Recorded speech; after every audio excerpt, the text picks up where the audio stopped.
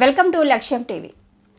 నరసరావుపేటలో సాయి సాధన chit fund యజమాని పాలడుగు పుల్లారావు బాధితులు న్యాయం కోసం ఈరోజు స్థానిక ఎమ్మెల్యే చదలవాడ అరవింద్ బాబు ఆధ్వర్యంలో హోంమంత్రిని కలిశారు.